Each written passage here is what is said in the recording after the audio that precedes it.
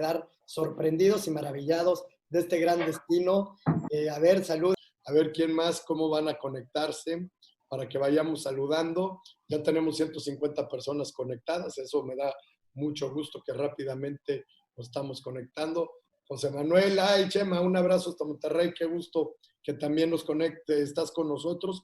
Hoy un día importante, sin duda hablar del Camino a Santiago es uno de los viajes más importantes y creo que tenemos que estar muy conscientes de lo que es y lo interesante que va a llegar a ser. Seguramente muchísima gente va a estar encantada de hoy la presentación que vamos a tener, porque créanme que nuestro amigo Juan hizo una gran presentación, es un gran experto en la materia y es ahí donde nos tenemos que enfocar muy claro hacia dónde nos vamos a mover en este aspecto. Entonces, muy contentos de que todos ustedes se nos están conectando y que tenemos tanta gente ya listos y preparados con este webinar del Camino de Santiago. Veo que se nos conecta gente de Mérida, Mimi, qué gusto que se nos conectan, de Irapuato, veo de Celaya también, de Aguascalientes, a Ensenada. Ensenada, ay, qué rico una tostada de la guerrerense, Maura. Sería buenísimo. A mí la de erizo con almeja me parece extraordinaria. De Estado de México, Zacatecas, desde Puebla, Carla, qué gusto que también nos acompañas, desde Querétaro, desde La Condesa, Ciudad de México. Eugenia, qué padre que también estás por aquí. Los amigos de Fraveo, qué gusto verlos, siempre todos los días apoyando y apostando por la capacitación. Los felicito y me da mucho gusto también que los tenemos aquí. De Tabasco, de Viajes Tabasco en Villahermosa, me da mucho gusto. Guadalajara, Ciudad de México, Durango, Torreón, Saltillo, Orizaba, Chihuahua, que tuvimos ya también nuestro webinar de Chihuahua y fue todo un éxito, que me dio muchísimo gusto tener aquí a mi querida amiga Natalie y fue algo increíble. Nos presentó un destino muy interesante, un destino que realmente muchos conocemos, pero realmente no todos conocemos también y sin duda Natalie nos hizo el favor de presentarnos algo increíble. De los amigos de Celia, qué gusto.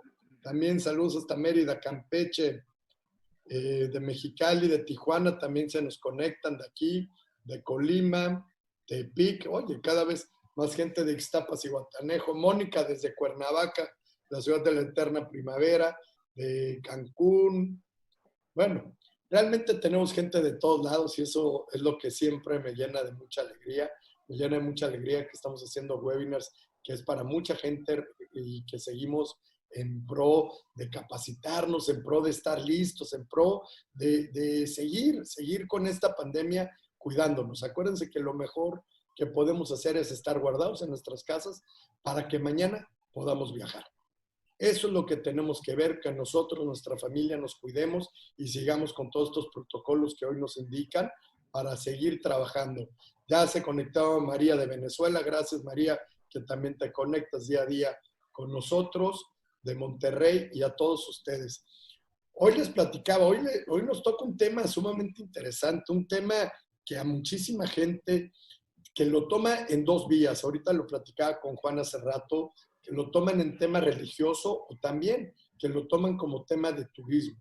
Entonces, el Camino de Santiago es un camino que es una experiencia que lo que los hacen realmente son experiencias que se llevan toda su vida y ahí tenemos que seguir con eso, ¿no?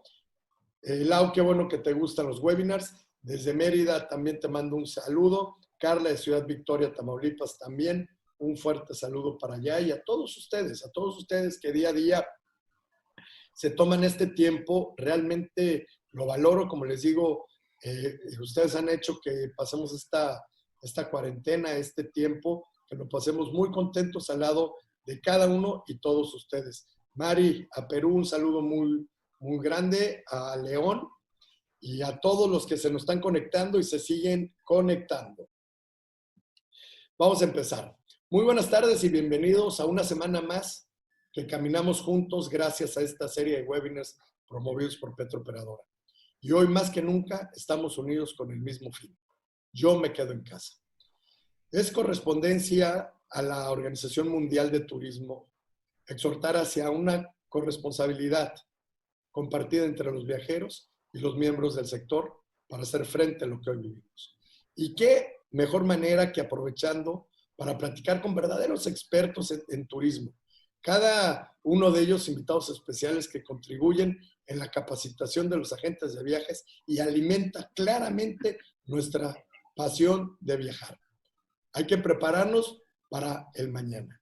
Hoy visitaremos a través de las palabras de un gran experto, Juan Pensado Vareira, jefe del Departamento de Promoción del Camino de Santiago, un destino que año con año convoca a numerosos, yo diría a miles de peregrinos.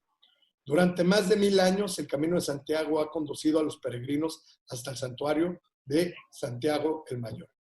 Cientos de miles de personas los transitan cada año, ya sea a pie, a caballo o a bicicleta. Si bien su origen es religioso y espiritual, atrae también a caminantes que lo recorren por razones turísticas, de aventura y hasta gastronómicas. Es un viaje de transformación y el encuentro del peregrino con sí mismo. En esta red de senderos se puede admirar una vasta riqueza arquitectónica e histórica. Castillos, conventos, pueblos medievales, llenos de encanto, ciudades con muchísimas atracciones y catedrales. Las rutas son muchas. Las más famosas y las más transitadas son el camino francés, el portugués y el inglés, aunque también hay otros, como el primitivo, el del norte, la ruta del mar de Oraduza y el río de Ulloa o la vía de la Plata. Está inscrito en la lista del Patrimonio Mundial de la UNESCO desde 1993 y comprende varios itinerarios a lo largo de 1500 kilómetros a través del norte de la península ibérica, por localidades de España, Francia y Portugal. Uno de los símbolos que verás en el camino es la flecha amarilla pintada en las calles, casas, bardas y árboles. Esta señal nació en 1984 gracias al sacerdote Elías Baliña.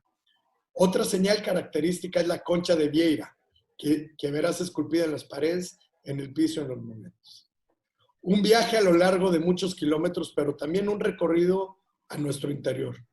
Los dejo en la voz del gran experto Juan Pensado, pero recordemos también, hoy el Camino de Santiago es muy importante, lamentablemente los que tenían contemplado estos meses ir no se ha podido, pero recordemos que también el próximo año es año de Xacobeo.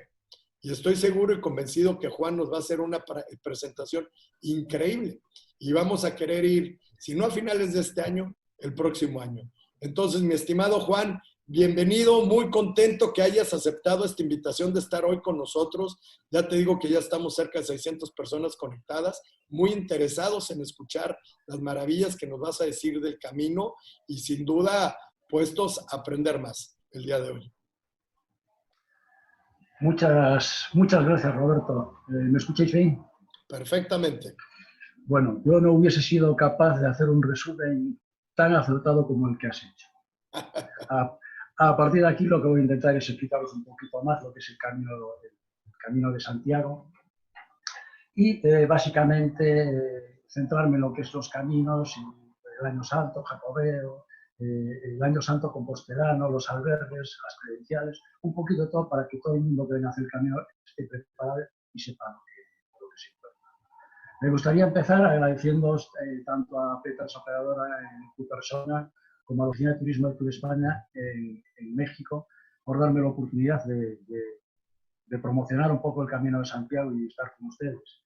Y aprovecho también la ocasión pues para recomendaros a todos que guardéis el máximo cuidado posible ante la situación extraña que estamos viviendo y que sin duda además nos hace usar estas tecnologías ante las cuales yo os confieso que soy muy profano y que es una de las primeras veces que la voy a utilizar. Pero bueno, trataremos de que esto salga lo mejor posible, ¿no? Mira, vamos a hablar entonces un poquito antes de daros la charla, os voy a proyectar un vídeo. Sobre él voy a hacer pequeñas pausas en elementos simbólicos que vamos viendo y luego ya a continuación vamos a hablar en concreto de cada cosa de las que vayamos apareciendo, ¿vale? Este vídeo es cortito, bueno, cortito, tiene unos 12 minutos de duración, que con los comentarios posiblemente se nos vaya a los 14 minutos. Venga, vamos allá entonces.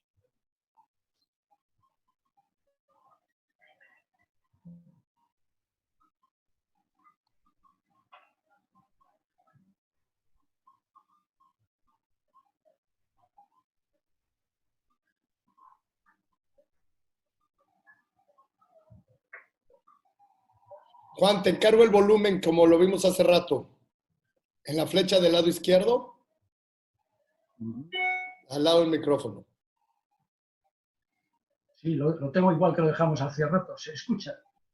¿Le subes el volumen, por favor?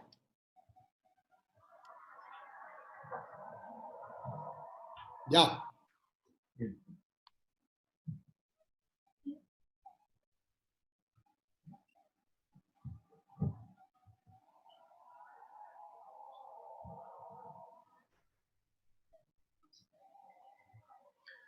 Os voy a hacer aquí una pequeña pausa porque, aunque vosotros veáis estas imágenes que realmente parece un mundo increíble, un camino súper duro, estas imágenes son grabadas en invierno, pero el camino es prácticamente accesible todo el año, salvo casos excepcionales de nevadas que se producen ciertos días, pero normalmente está accesible.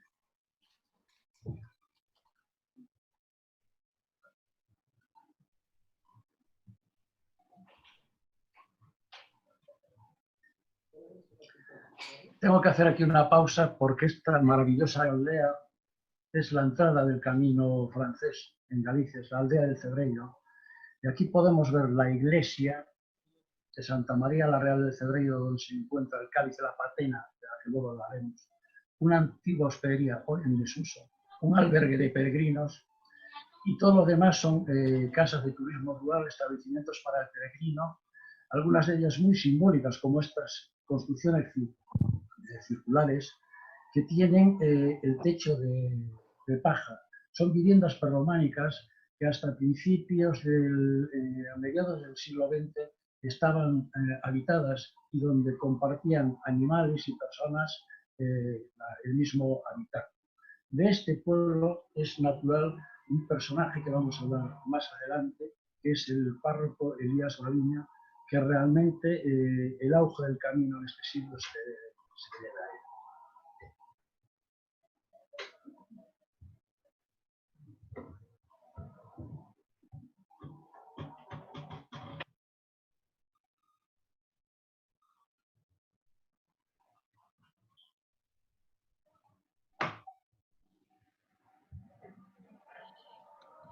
Juan, se oye un poquito bajo. No sé si podamos subir el volumen de tus bocinas o algo así. No, Roberto, lo tengo a tope. Ah, ok. Luego va a subir el volumen. Yo creo que cuando se editó el vídeo se hizo así a propósito. Ok. Bueno, aquí llegamos a un elemento que va a ser común en todos los caminos de Santiago y que me gustaría que os fijarais en él porque os va a aportar mucha información. Se trata de la figura del mojón. En su parte superior dispone una placa cerámica que indica con la flecha del Camino de Santiago, que no indica dirección ni nada, simplemente indica que estamos en el circuito del Camino de Santiago. En su parte media dispone de una flecha direccional, hacia donde esté la flecha indica la dirección del camino, y luego ya en su parte inferior indica el punto kilométrico en el que nos encontramos.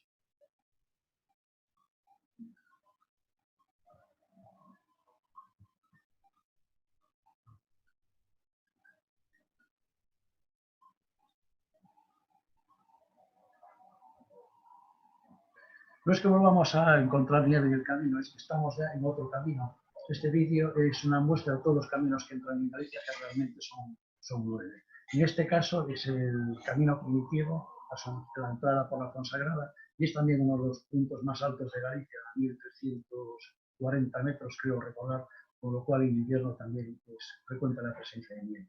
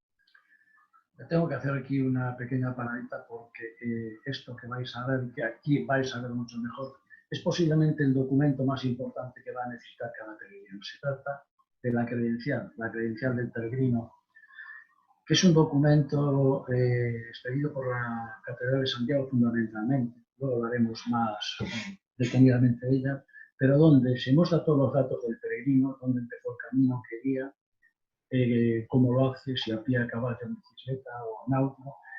Y el requisito fundamental es que por cada etapa el peregrino al menos lo selle 2 veces diarias.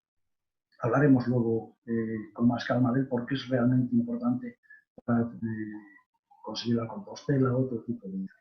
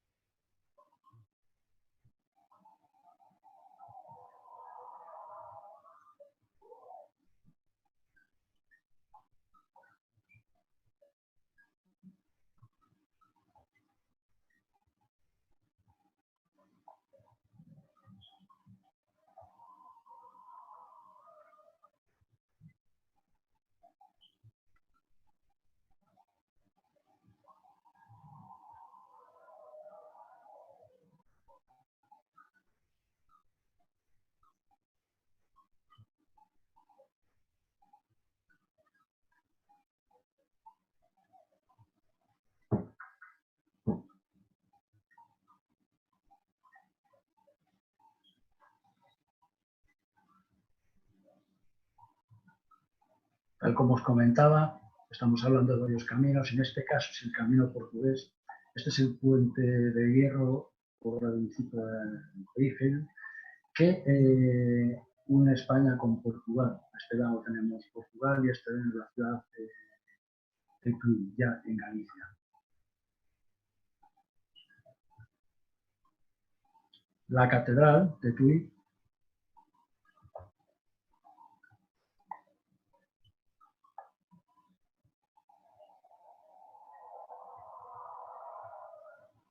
la catedral de Lugo, en el Camino Primitivo,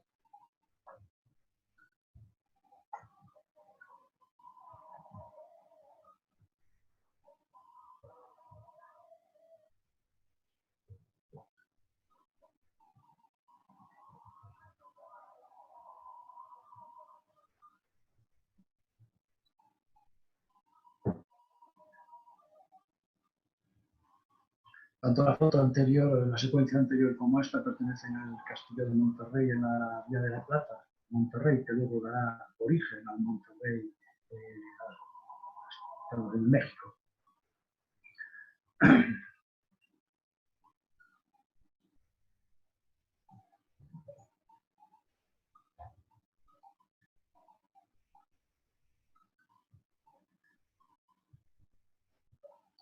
La iglesia de la Flavia, que aquí es un famoso personaje que seguramente muchos de ustedes conocen, premio Nobel de Literatura, que fue Camilo José Cela.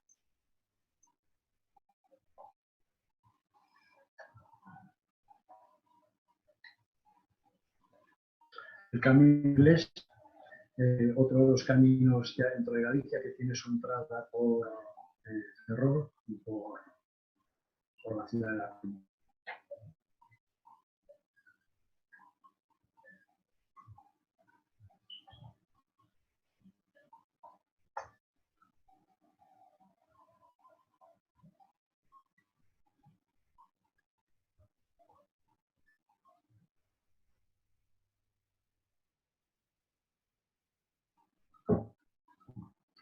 Catedral de Mondoñedo, en el Camino Norte.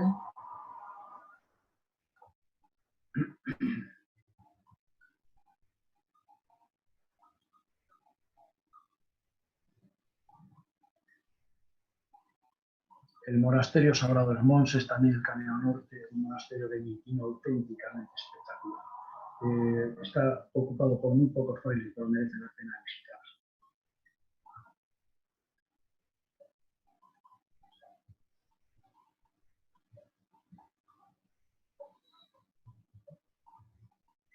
Y aquí, sin duda, una de las etapas finales del camino de Fisterra Musía, donde dice la tradición que la Virgen acompañaba a Santiago también en su predicación. Hay unas piedras aquí que, según la tradición, pertenecen a la barca que transportó a la Virgen. Estamos hablando, lógicamente, de tradición. Y la otra parte, el camino inglés, en este caso en la ciudad de La Coruña, donde tenemos a la Torre de Hércules, el único faro romano de la antigüedad que permanece todavía en funcionamiento. También merece la pena visitar.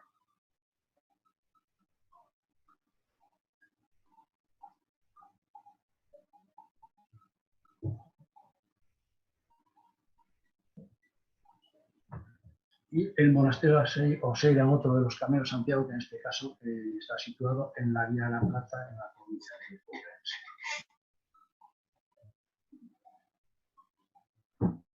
Voy a hacer aquí una parada porque ustedes me dirán qué es esto. Pues esto es la Vía Láctea. Y tradicionalmente los peregrinos la usaban por orientarse hacia Santiago. El trazado de la Vía Láctea en el cielo y el trazado del Camino a Santiago coinciden, pero después durante muchos años utilizado como elemento de guía del Camino de Santiago.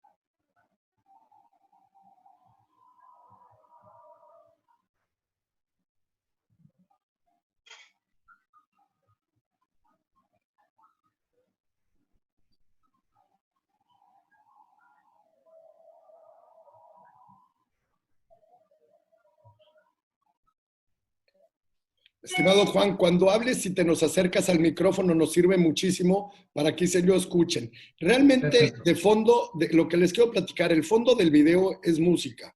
No van platicando nada. La narración la está llevando Juan, pero es más que nada acompañamiento de música. Lo que estamos tratando de explicar es cómo es todo el camino y cuál es la narrativa de ahí. Aquí dejo a Juan en continuar.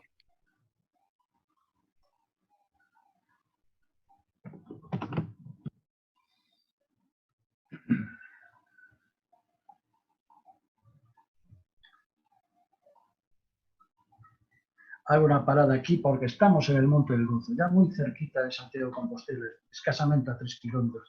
Y aquí al fondo podemos ver las torres de la Catedral de Santiago. De ahí el famoso grito de Ultrella, que exclamaban prácticamente todos los peregrinos al llegar a Santiago, es decir, por fin, ¿no? Al fin llegamos.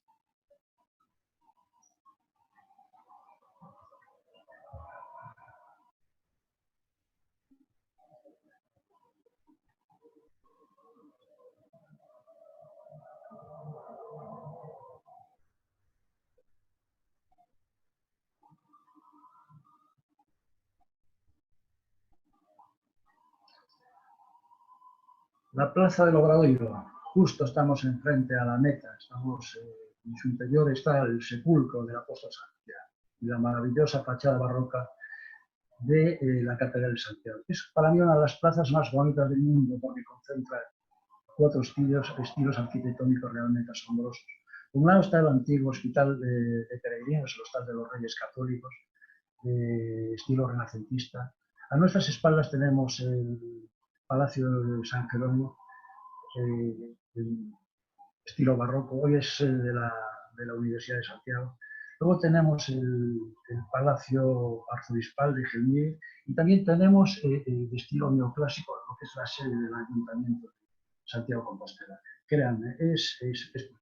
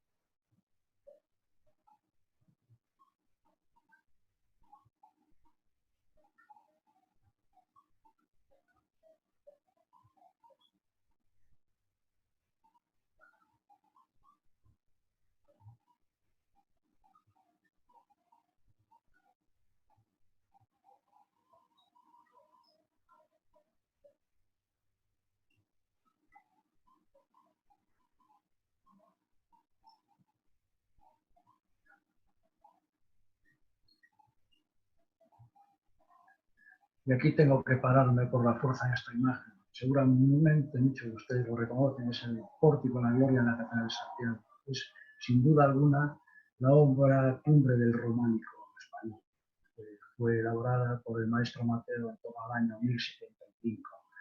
Podemos ver al apóstol sedente recibiendo al peregrino, al Cristo Redentor, a su lado los profetas y los apóstoles, rodeados de 24 ancianos, y en el arco, un arco lateral, que está fuera de imagen, está la subida a los cielos, o bien en el otro arco el descenso a los infiernos. Es realmente espectacular y acaba de ser restaurado para recuperar su policromía que se había perdido con el paso del tiempo, y sobre todo a raíz de una copia que se intentó para la National Gallery de Londres, un vaciado que se hizo en Escayola en el siglo pasado y que hizo perder parte de su vida. Está recuperado y merece la pena verlo.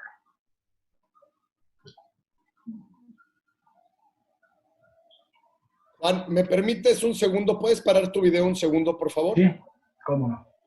Voy a hacer un cambio que creo que nos va a ayudar. Dame un segundito.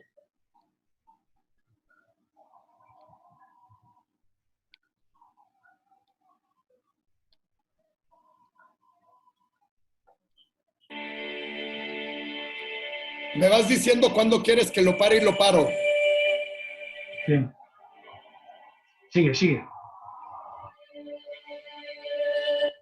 Para que el sonido es malísimo ahora, ¿eh?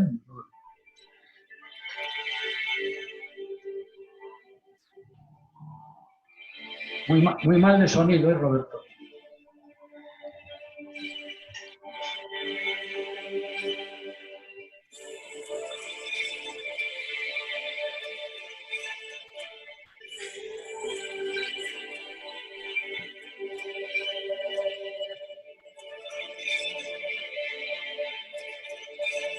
Páralo aquí, Roberto. Realmente el sonido lo hemos perdido. Yo lo oigo todo entrecortado y el vídeo saltando. Ok. Posiblemente es tu conexión y me están diciendo que se oye mucho mejor y se ve mejor, ¿eh? Sí. Sí. Yo desde luego lo veo saltando y entrecortado todo el sonido. Ok. ¿Qué quieres hacer? Nada, vuelve un poquito para atrás a la imagen del apóstol y párala ahí. Ahí. Bueno, yo quería comentaros, esta es la imagen central del apóstol Santiago que está justo encima del altar mayor. La tradición es abrazar este apóstol, todo peregrino abrazar al apóstol a través de un acceso que está por detrás de él y darle un abrazo. Lamentablemente, con los tiempos que estamos viviendo, esta tradición va a quedar en suspenso hasta que recuperemos la normalidad por un problema sanitario. Podemos seguir, Roberto.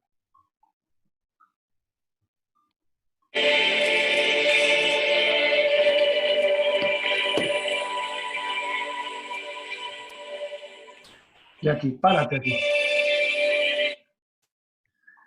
Y que se preguntarán ustedes qué es esto. Bueno, pues esto es un gran incensario que es el único que está funcionando en la Catedral de Santiago. Antiguamente en las catedrales medievales sí funcionaba varios de estos artilugios.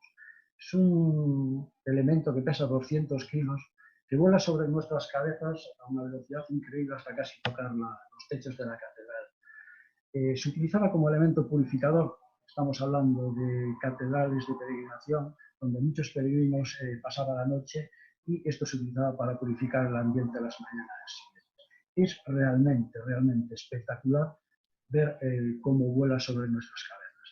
Recomiendo no perderse la experiencia. Seguimos.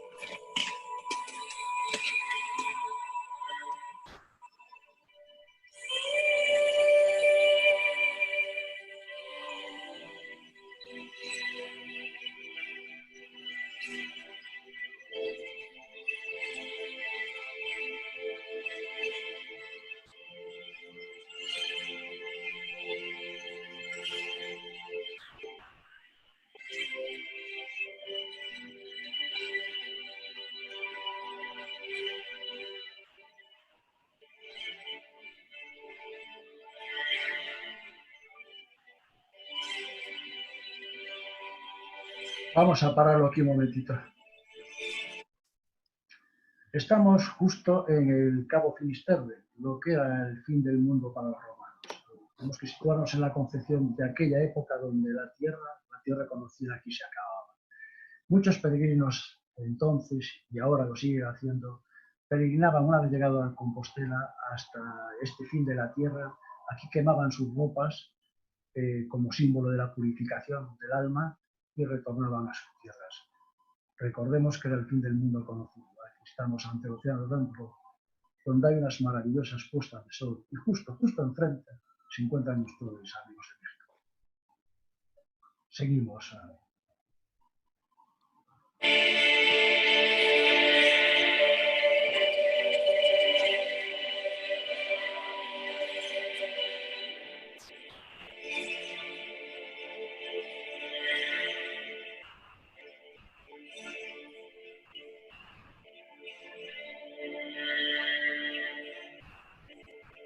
Bueno, Roberto, podemos dar por finalizado el vídeo y entonces ya puedo pasar a daros la charla.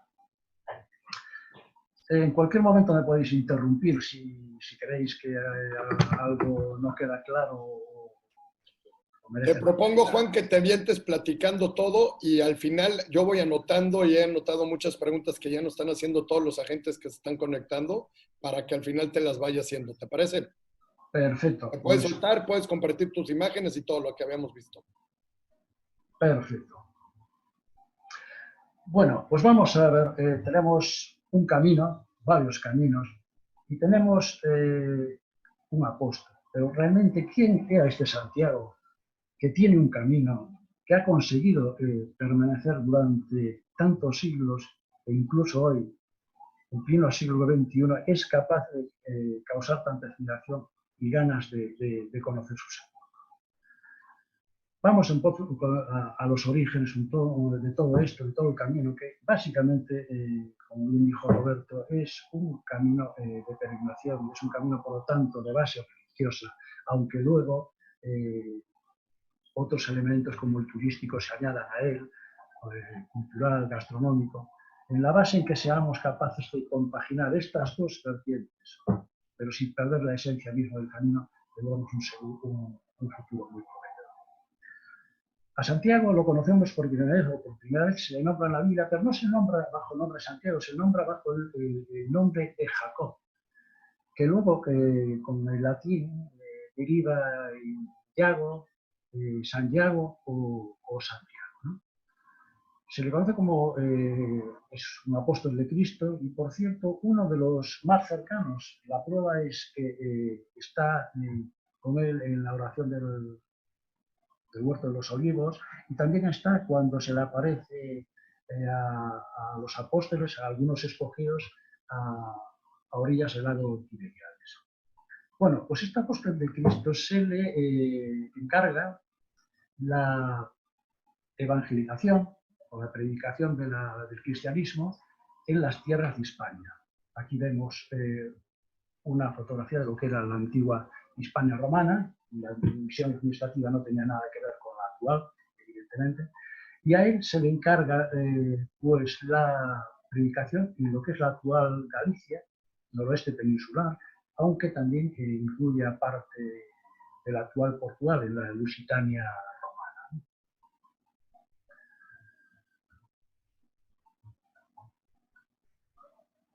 En el año 42,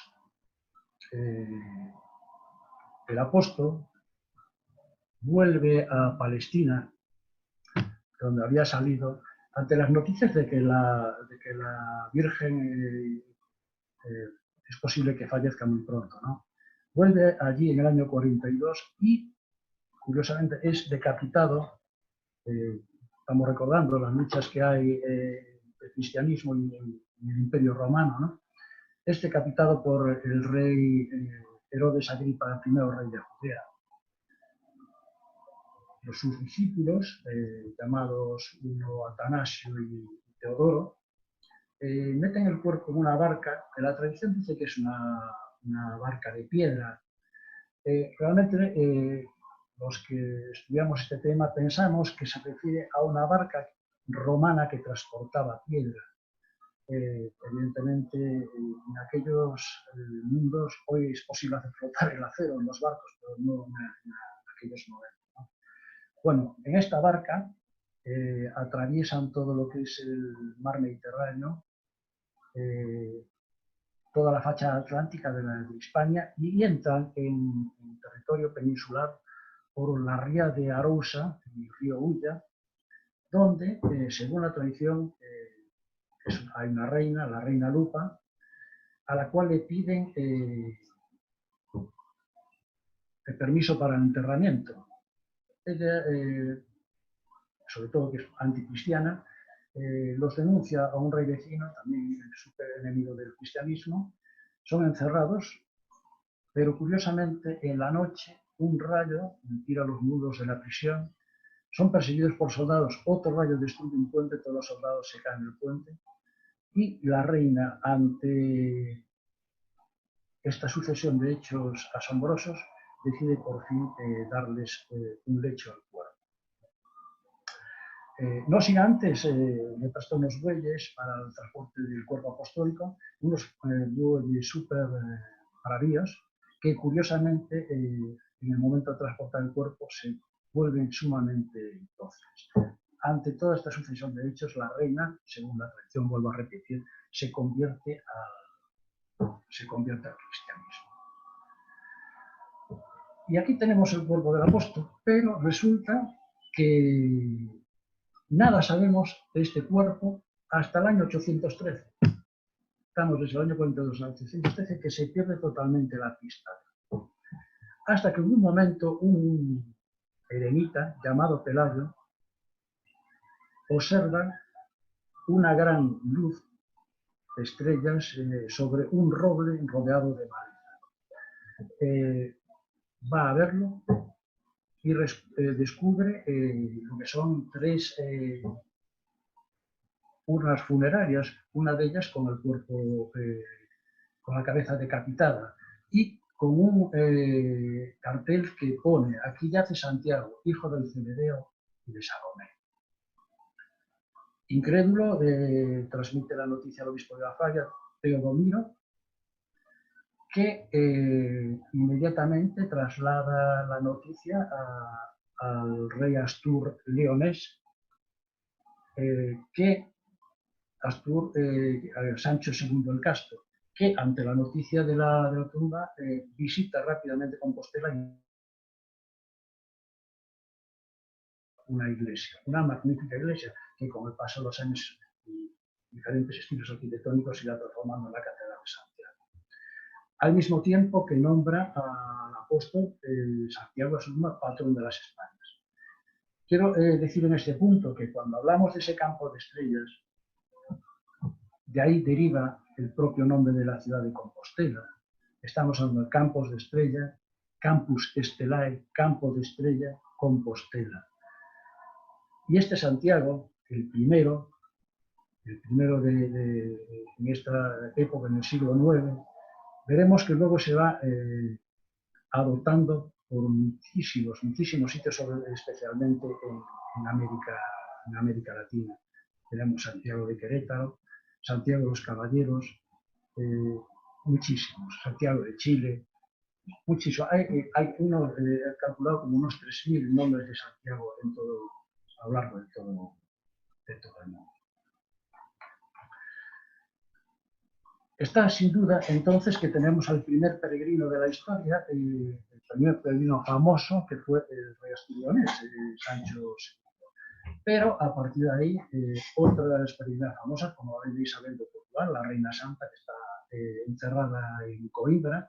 Por cierto, un sarcófago figuran todos los elementos de un peregrino con bordón de la concha de Vieira.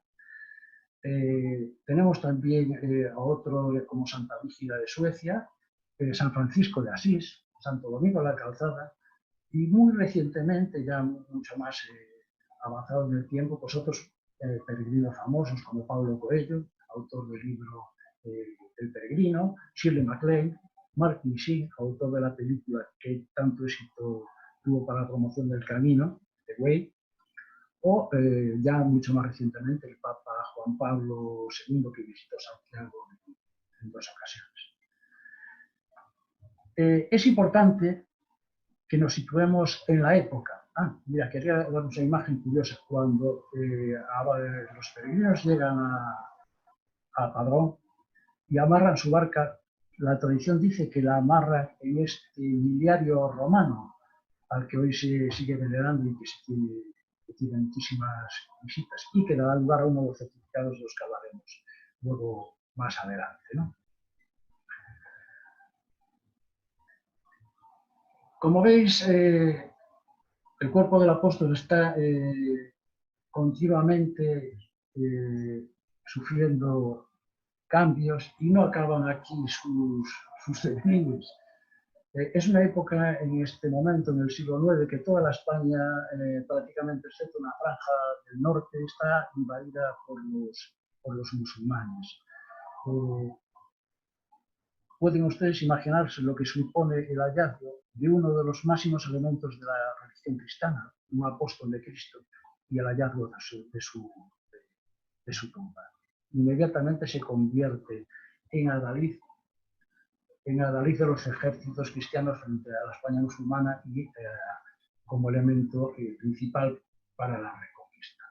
En este primer momento, el camino, hay que recordar que una vez que se descubre la tumba del apóstol, gentes de toda Europa y los reinos cristianos del norte empiezan a peregrinar masivamente a Santiago de Compostela. Pero en este primer momento el camino está prácticamente desplazado a la franja del norte de España, puesto que todo el resto es un camino muy peligroso para hacerlo por la presencia musulmana. Esto nos va a llevar a dos cosas que les voy a mostrar y que luego vamos a ver a lo largo de la historia y la iconografía de Santiago. Primero, se va a mostrar a el Santiago Caballero o Santiago Matamoros frente a las huestes musulmanas. Otra representación que vamos a ver es el Santiago Peregrino recibiendo a sus feligreses y el Santiago Apóstol, evidentemente ataviado con la indumentaria típica que se representa a cualquier peregrino, es decir, el cordón, la calabaza de Santiago, que presumiblemente era para transportar agua, vino, las conchas de vieira, símbolo inequívoco del peregrino, y el bordón de ala ancha. Pero bueno, como les dije, no acaba aquí el devenir del apóstol ni su pueblo. La tradición nos dice que en el siglo XVI el territorio de Galicia estaba sufriendo continuas incursiones de piratas, sobre todo ingleses y vikingos, y en una de ellas fue tan peligrosa que se ocultó el cuerpo del apóstol, pero se ocultó de tal forma que luego fue prácticamente imposible saber dónde se había encontrado. Y fue en las excavaciones de 1864, debajo del altar mayor, detrás de unas piedras, estaba el sepulcro, que el Papa León XIII reconoció oficialmente como hallazgo nuevamente el sepulcro apostólico. Este es el sepulcro que estamos viendo y es el sepulcro que estamos hablando.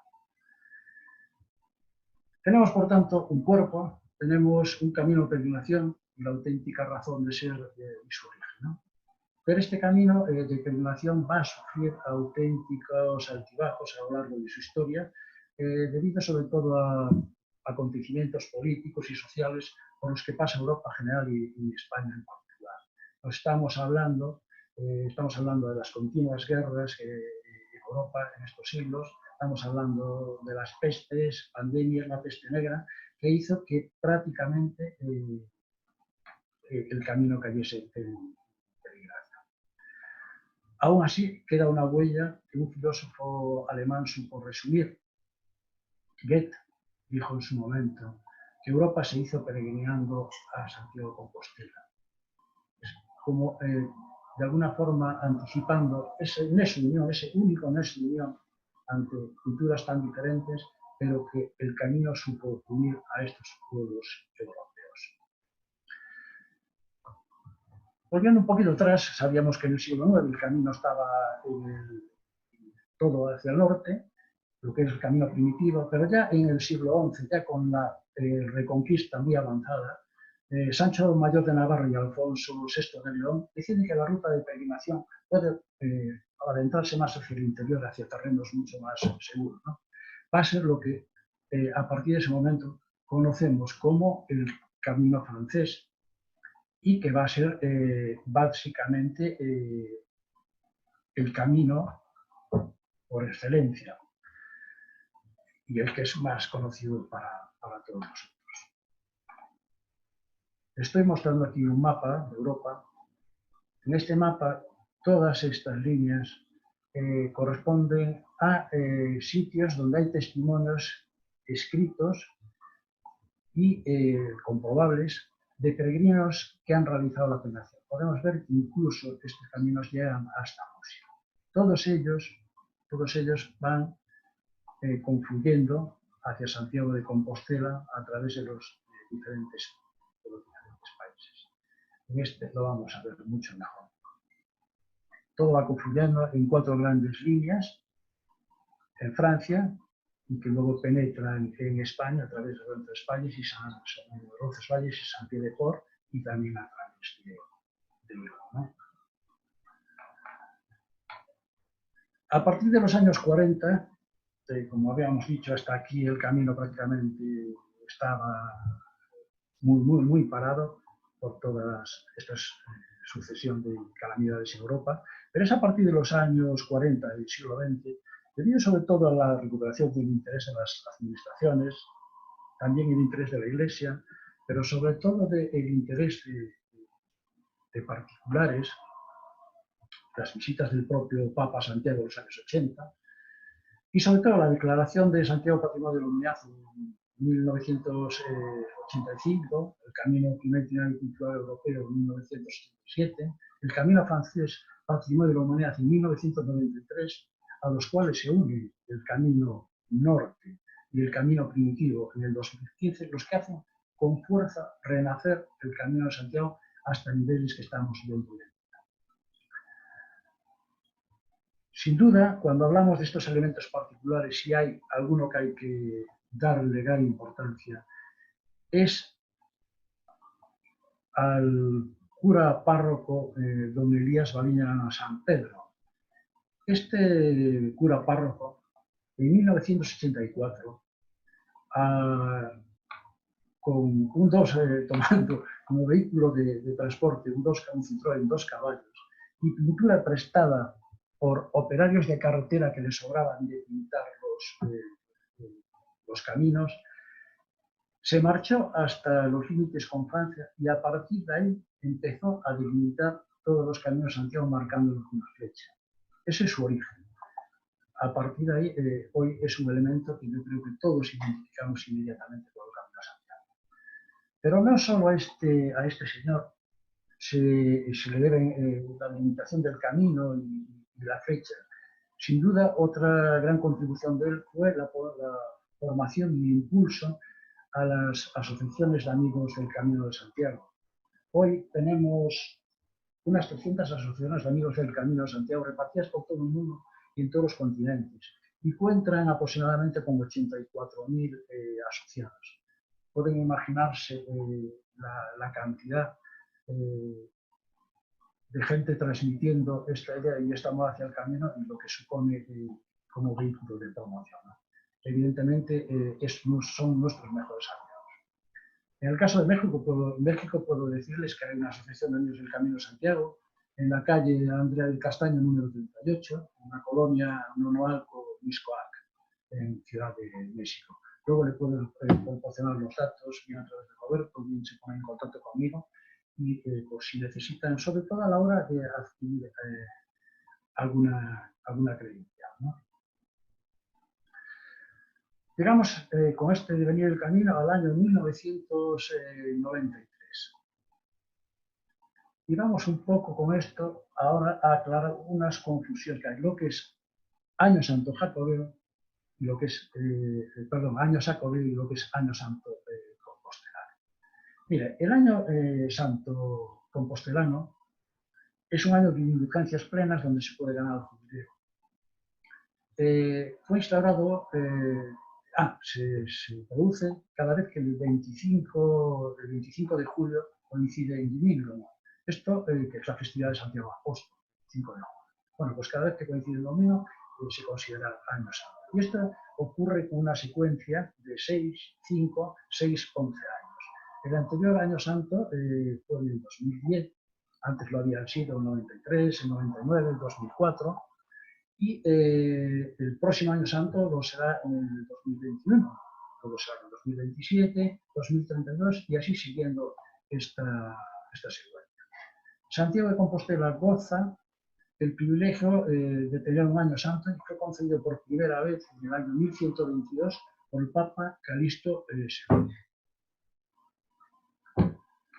¿Qué tiene de especial un Año Santo? Bueno, básicamente es un año de influencias plenas que concede todo el programa. Y para ello no es necesario hacer cambio. Simplemente basta con visitar la Catedral de Santiago de Compostela y abrazar al apóstol, rezar una oración con verdaderas intenciones y sobre todo por la intención del Papa, y también recibir los sacramentos de la penitencia, la confesión y la comunión. Automáticamente, realizado lo anterior, la confesión es automática. La Iglesia señala que todo peregrino a Compostela puede tener por sí mismo la indulgencia plenaria gracias al jubileo, si se cumplen con sinceridad estas tres condiciones. Está claro entonces que aunque mucha gente esté equivocada, no es necesario hacer camino para ganar. Se gana en los Años Santos y cumpliendo estos tres preceptos únicamente, ¿no? Pero sí se puede hacer el camino de peregrinación y ganar el jubileo. La cosa es independiente y cada una tiene evidentemente sus peculiaridades, ¿no? ¿Qué diferencia entonces al Año Santo del año compostelano? Pues básicamente lo que diferencia es que del año sacobeo. La diferencia fundamental es que el Año Santo compostelano es un programa estrictamente religioso y el Año Sacobeo es un programa civil de apoyo a la dinamización socioeconómica, sociocultural, turística, con motivo de esta celeridad. Por eso se hacen coincidir exactamente en el tiempo. Pero repito, uno es estrictamente civil y otro es estrictamente religioso.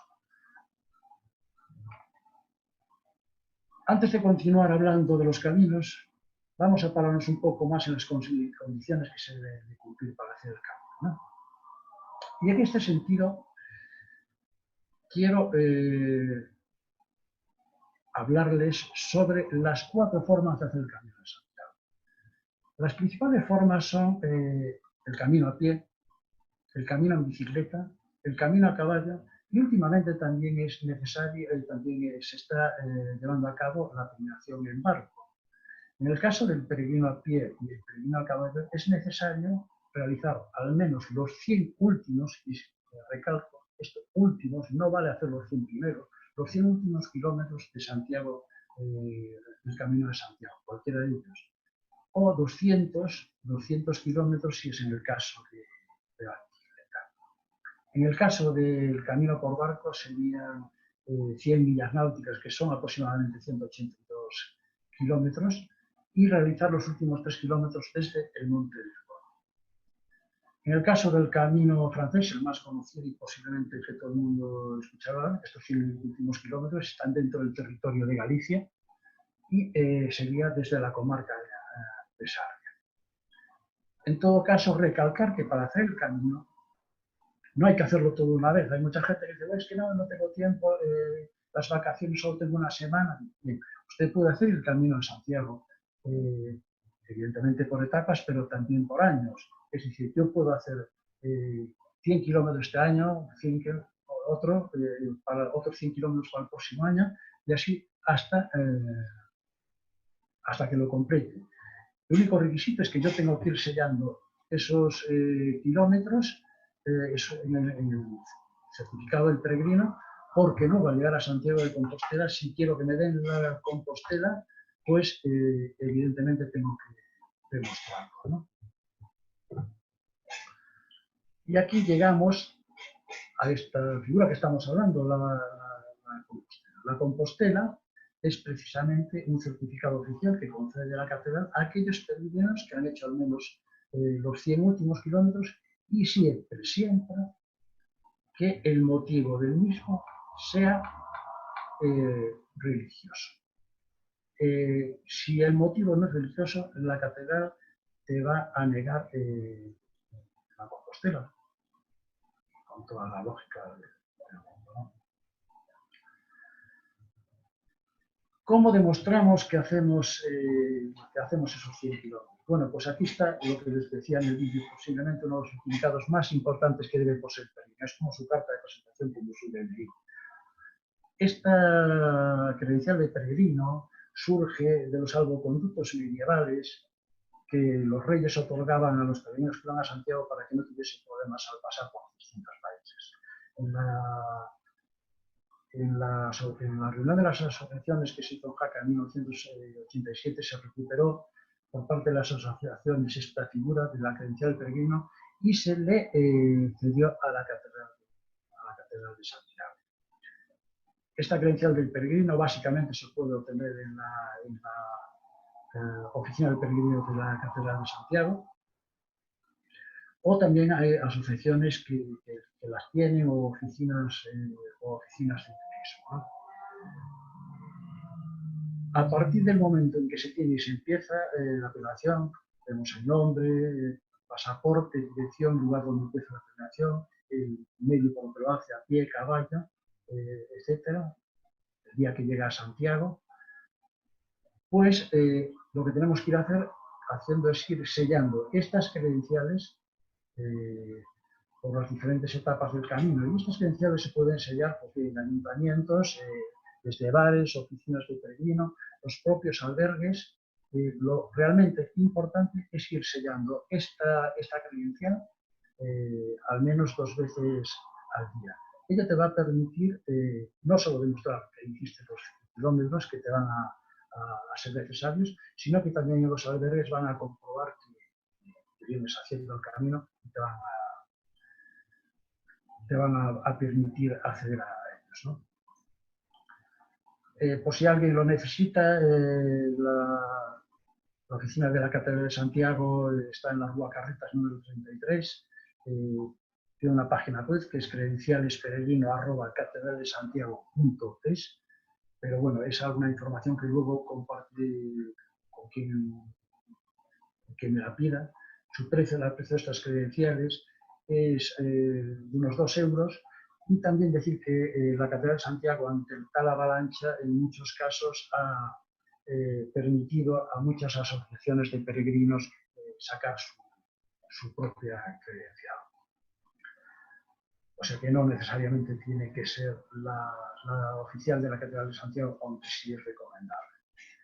Y llegamos con esto a otros tipos de credenciales.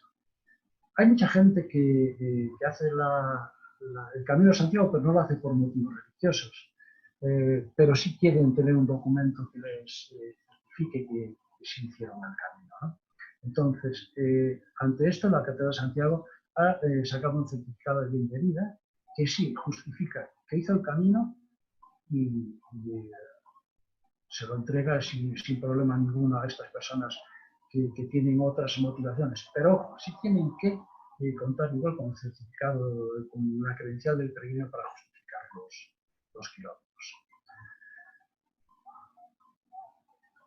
Este es el anterior certificado de bienvenida y este es el certificado de distancia. El certificado de distancia sobre todo se le da a muchos peregrinos que bueno, quieren que sea un poco más completo. La Compostela simplemente indica que hiciste el camino y por lo tanto que hiciste los 100 últimos kilómetros, pero hay mucha gente que desea pues, ser un poco más explícito. Pues el día que se hizo, el año que se empezó, la distancia que se recorrió, desde dónde, el día que comenzó. Entonces, ante esto lo que se hace es este certificado de distancia. También tiene que ser demostrado con la credencial del tren. Y aquí tenemos 2 certificados más, pero ojo, estábamos hablando de certificados que hasta ahora eran eclesiásticos, estaban expedidos por la Iglesia. En este caso ya estamos empezando a ver certificados civiles y expedidos por municipios. Estamos hablando de la Fisterrá y la Musiana, es decir, las finales del camino de Fisterra-Musía. En ambos casos, este camino es un camino no de llegada a Santiago, sino que una vez que se alcanza la meta del apóstol, pues muchos peregrinos deciden ir a ver lo que hablábamos en el vídeo del fin del mundo. Y para ello lo que tienen que hacer pues, es exactamente lo mismo. Con la credencial de peregrino enseñándola, al llegar al Finisterre o al llegar a Musía, les dan este documento.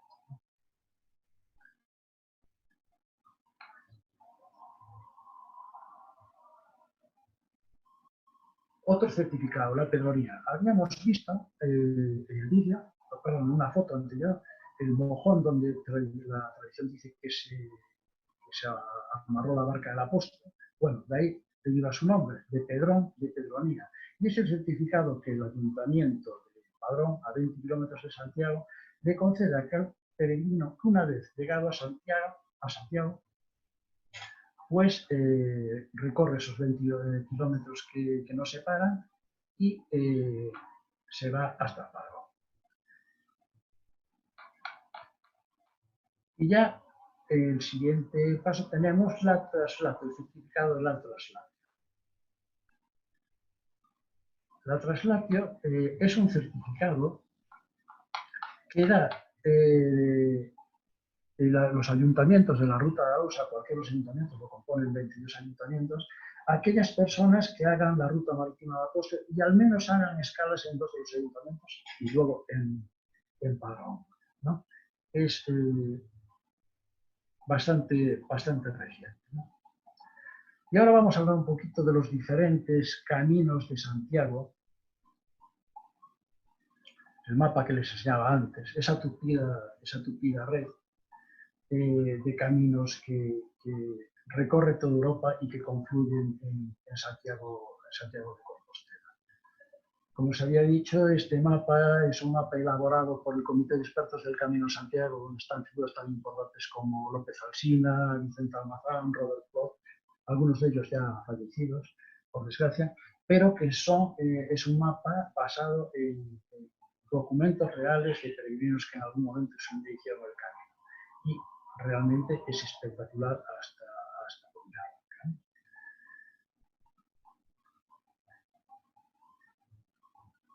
Aquí lo vamos a ver un poquito más claro. Les comentaba que el camino francés, el camino más importante, entraba en España por Roncesvalles, Saint-Pied-de-Port y el otro por este camino norte, atraviesa las comunidades de País Vasco, de Cantabria, de Asturias y ya en Galicia se divide en el camino primitivo y el camino norte que a través de Ribadeo llega a Santiago, aunque enlaza antes en el camino francés. El camino francés propiamente dicho atraviesa Navarra, Aragón, La Rioja, Castilla y León y luego entra en Galicia por el poblado en el que veíamos en el vídeo por Piedrafita del Cerredo.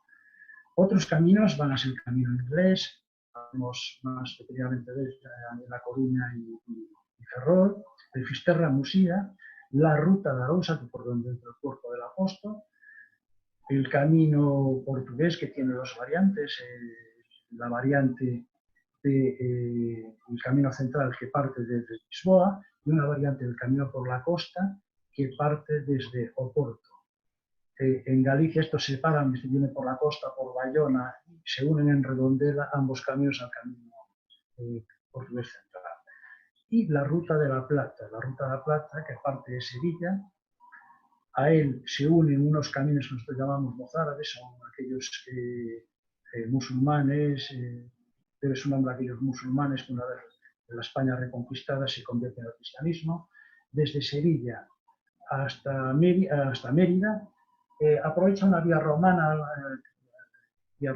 Eneita Augusta Astorga, pero a la altura de Puebla de Sanabria este camino se desvía y entra en Galicia por Agudiña y por Laza, a través de Orense hasta Santiago de Compostela. Y aquí vemos, bueno, pues el camino, sin duda, el más utilizado, es el más conocido y sin duda el más importante en estos momentos. Se llama así porque es el camino más utilizado por los peregrinos que vienen de Europa a través de Francia, ¿no? La entrada en Galicia a este camino se produce a través del Cebreiro, como habíamos dicho, de donde era original el párroco Elías Baliña. Y en la foto les estoy mostrando pues, una de las cabañas que veíamos antes aérea, cubiertas de nieve. Es una bonita aldea románica que conserva estas pallozas o casas cubiertas de paja y donde convivían, como habíamos comentado, animales y personas. También su iglesia conserva en el cáliz y la patena lo que llamamos el santo grial gallego, y se cuenta que Wagner, para su obra Parsifal, se inspiró en el santo grial y en la leyenda que dice que aquí se produjo el milagro de la transfiguración, es decir, la conversión del vino en sangre y la hostia en carne ante la mirada incrédula de un párroco que no quería ofrecer misa porque solo había un filigrés que había acudido a ella en una día de tempestad. Desde aquí hasta Santiago tenemos 154 kilómetros y oficialmente hay 8 etapas. Lo que pasa es que lo de las etapas es muy relativo, ¿no? Cada uno va haciendo un poco el camino según sus posibilidades. Las etapas no son fijas. Cada uno las adapta un poco a su ritmo y a su capacidad. Bueno, pues dentro de estos caminos, al menos el gobierno gallego tiene una red de albergues. Estamos hablando de albergues públicos, de los cuales hay 70 en Galicia y unas 3.000 plazas, ¿no? Nacieron sobre todo en el año 93, aunque ya había albergues particulares antes y sobre todo la labor de los monasterios e iglesias que acogían a peregrinos. Pero a partir del 93, sobre todo porque el camino pasaba por zonas muy despobladas y con muy escasa infraestructura, se crearon estos albergues para alojar a los peregrinos y entonces eran gratuitos. En la medida que se fue creando mucha infraestructura particular, estos albergues, para no hacer una competencia real, hoy se están cobrando entre 8 y 10 euros. Creo que estaba en 8 y recientemente se va a ampliar a 10 euros, ¿no? Es además un elemento muy dinamizador, porque muchos de ellos aprovecharon construcción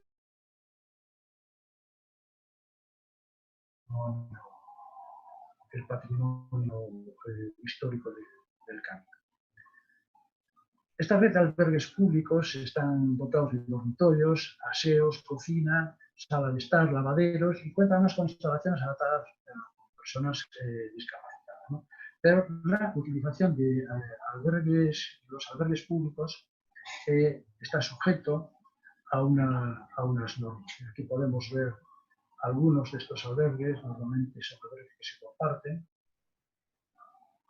Lo que les hablaba de que se recuperan arquitecturas anteriores. En fin. Como les decía, estos albergues están sujetos a unas normas y que hay que cumplir todos los peregrinos. En primer lugar, estos albergues no se pueden reservar. Son básicamente para el orden de entrada y prioridad de entrada, o pueden reservar a algunas personas con limitaciones físicas, pero tienen que ser realmente importantes. Todas las demás personas no se les puede reservar para eso. En todas las etapas del camino hay suficientes establecimientos hoteleros de todas las categorías que permiten hacer estas reservas. El orden de entrada de nuestros albergues será con los peregrinos, primero los peregrinos a pie, los peregrinos a caballo, el segundo, los peregrinos en bicicleta y finalmente las personas que vienen con algún tipo de coche de apoyo, ¿no? El albergue se utilizará solo para pasar una noche y cualquiera de sus servicios e instalaciones, ¿no? Implicará, como dije antes, el pago de entre 8 y 10 euros día, que se justificará con la compra de un bono que el responsable del albergue le entregará.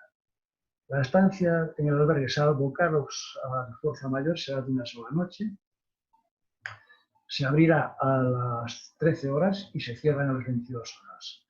A las 23 horas se cierran las luces comunes, las luces de las habitaciones, y quedarán solo las luces comunes.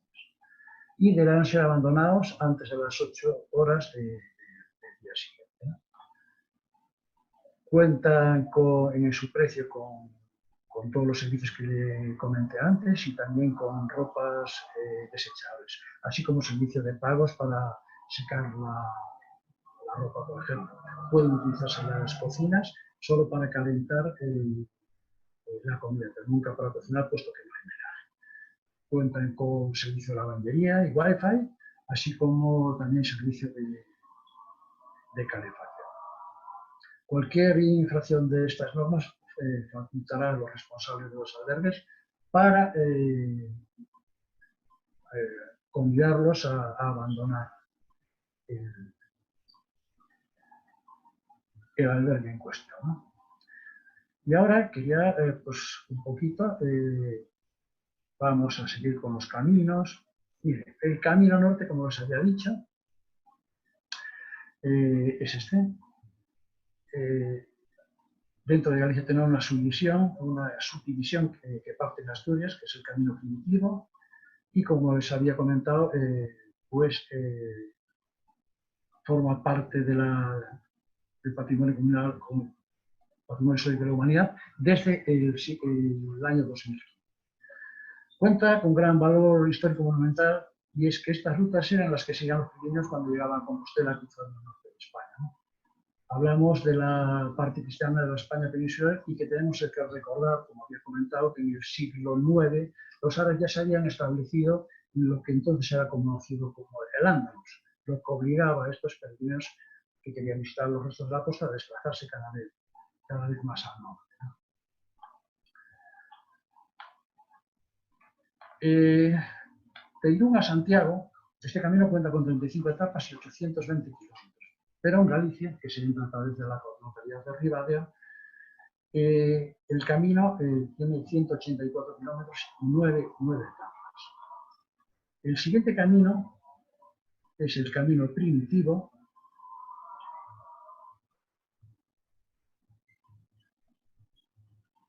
Este sigue los pasos del camino norte hasta Oviedo, y va todo recorriendo toda la costa, pero al llegar a la Comunidad Autónoma de Asturias, como habíamos comentado, gira hacia el interior y se introduce en Galicia a través de Afonsagrada. Recordemos aquel paso en el vídeo que habíamos hecho también, que había nieve, ¿no? Y que les comenté que había otros caminos. Como he dicho también en otras ocasiones, la senda del primer camino conocido, la que tomó Alfonso II el Casco en el siglo IX para visitar la tumba del apóstol.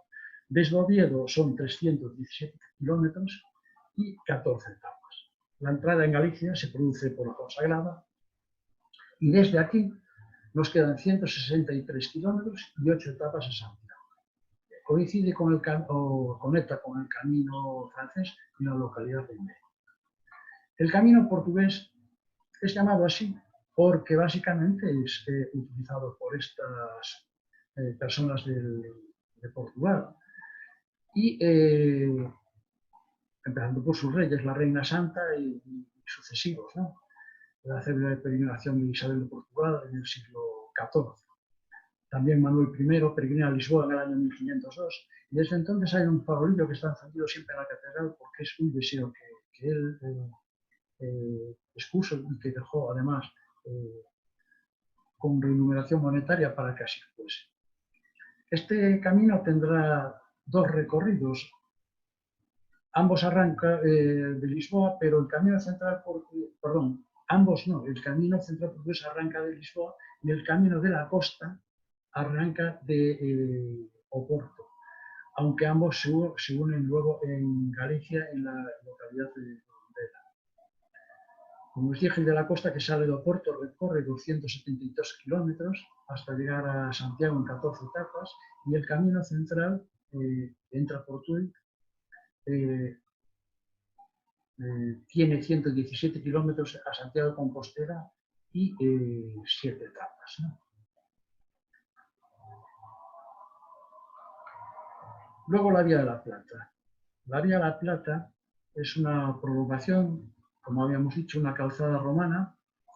Entra en Galicia, es uno de los caminos más largos, entra en Galicia por Laza, con dos variantes, por Laza una y por Verín otra, y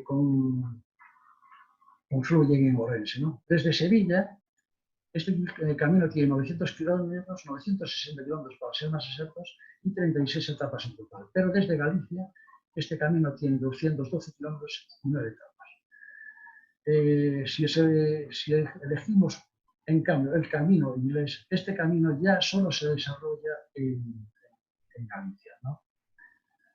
Voy a poner aquí que el camino inglés ya solo se desarrolla en Galicia y es un camino llamado así porque básicamente lo usaban las gentes del noroeste de Europa, países escandinavos, ingleses, irlandeses.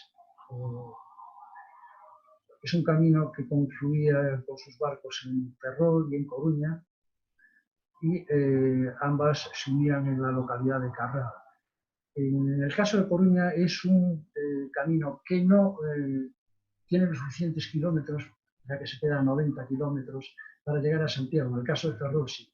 Pero en el caso de Coruña lo que se puede hacer es esos 10 kilómetros que faltan en la localidad en la que se tenga el origen, ¿no? Y luego tenemos aquí un camino que, aunque no figura en este mapa, quería comentar sobre, porque es un camino que se ha aprobado y que es oficial desde el año pasado, que es el Camino de Invierno.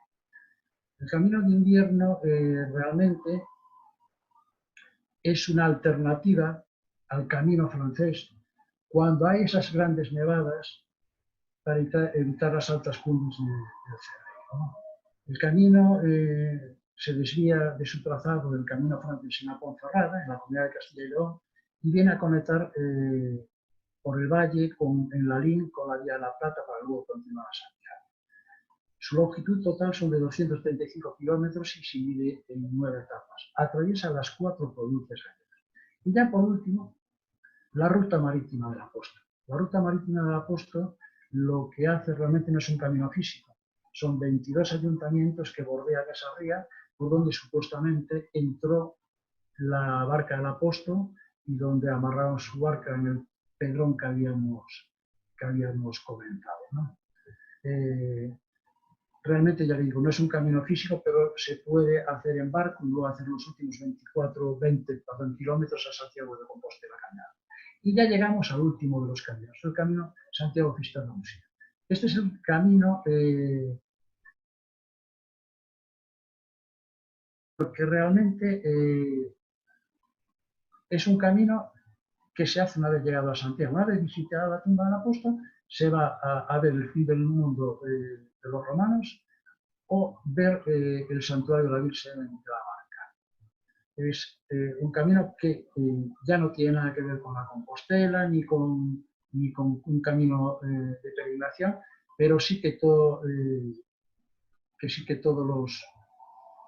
los peregrinos prácticamente suelen usar, sobre todo quemar sus ropas una vez llegado al Finisterre. Son 89 kilómetros en el caso de que se vaya a Finisterre y 87 en el caso de que se vaya a Murcia. Y bueno, vamos a hablar, llegamos prácticamente al final, el tiempo se nos agota, pero primero quería hablarles un poquito de peregrinos, ¿no? Es una cuestión de ir desgranando año por año los peregrinos que llegan a Santiago, pero sí quería darles unas cifras que sin duda alguna les van a resultar curiosas, sobre todo a partir de que cuando en el año 93, que es año santo, cuando se declara el Camino Francés Patrimonio de la Comunidad, de la Humanidad, perdón, coincide con ese primer sacobeo, y a partir de ahí las cifras se disparan, hasta el punto de que en este año 2021 se pensaba, todavía tenemos ciertas dudas de que con momento que estamos viviendo, podamos conseguirlo. Se pensaba llegar a los 500.000 peregrinos. Ojo, estamos hablando de peregrinos que tienen la Compostela por naturaleza. Los peregrinos son muchísimos más. Pero los que realmente se contabilizan son por motivo religioso, puesto que la contabilidad está la lleva la oficina del peregrino de las catedrales.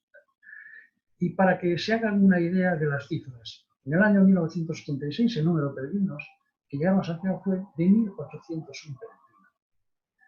En el año 1993, primer año jacobeo y también año santo compostelano, se sellaron 100.000 credenciales de peregrino.